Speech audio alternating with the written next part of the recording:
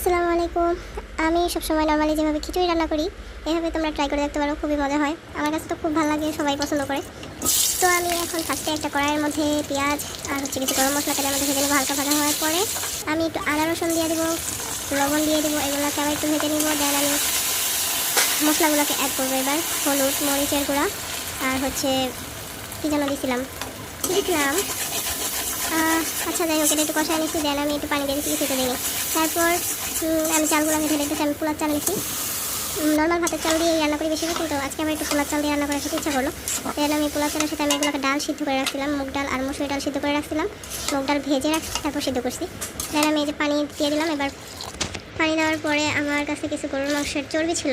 আমি সবসময় এটা দিই না, কিন্তু আজকে দিয়েছিলাম কারণ এটা দিলে অনেক টেস্ট ভালো হয়। আর আমি এখন আগে একটু বিরিয়ানির মশলা 1 চামচ পরিমাণ দিয়েছি, আর এই যে চর্বি আর কাঁচামরিচগুলো ফাটায় দিয়ে দিচ্ছি।